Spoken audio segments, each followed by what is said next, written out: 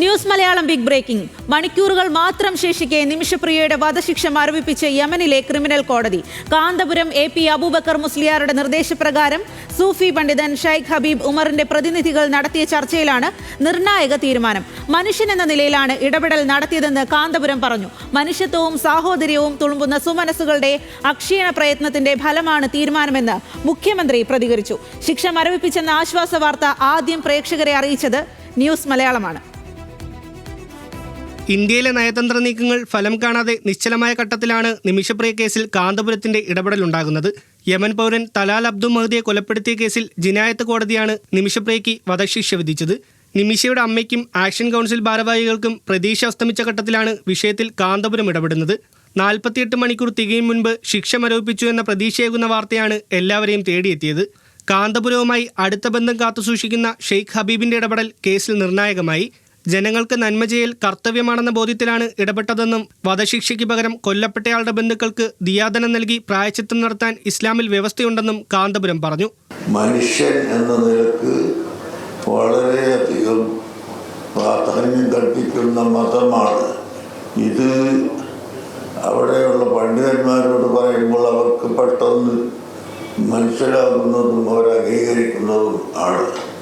അതുകൊണ്ട് നിങ്ങൾ ഈ വിഷയത്തിൽ ഇടപെട്ട് വല്ലതും ചെയ്യാൻ സാധിക്കുമെങ്കിൽ ചെയ്യണമെന്ന് ഞാൻ പറഞ്ഞതിൻ്റെ അടിസ്ഥാനത്തിൽ യമനിലുള്ള ഉത്തരവാദപ്പെട്ട പണ്ഡിതന്മാരെല്ലാം ചേർന്ന് ഈ കാര്യത്തിൽ ആലോചിക്കുകയും അങ്ങനെ വേണ്ടത് ചെയ്യാമെന്ന് എനിക്ക് അറിയിക്കുകയുമാണ് ചെയ്തിരുന്നത്.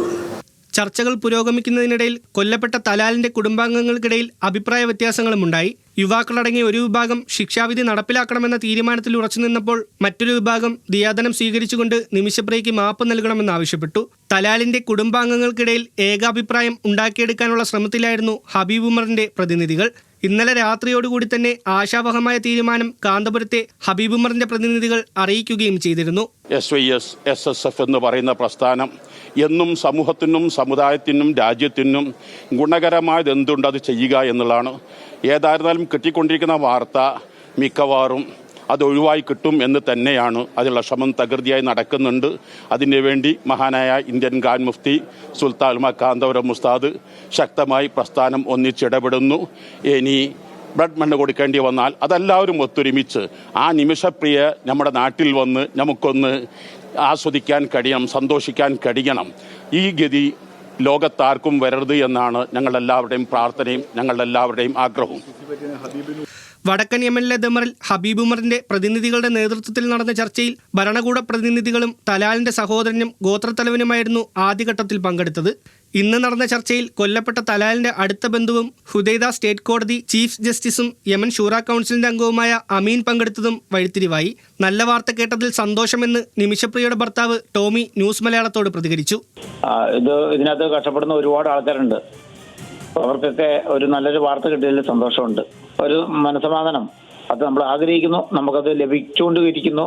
നല്ല ഹാർഡ് വർക്ക് എല്ലാവരുടെ ഭാഗത്തുനിന്നും അവിടുത്തെ പരിമിതികൾക്കുള്ളിൽ നിന്നുകൊണ്ട് ചെയ്യാവുന്ന കാര്യങ്ങൾ അവർ ശ്രമിക്കുന്നുണ്ട്.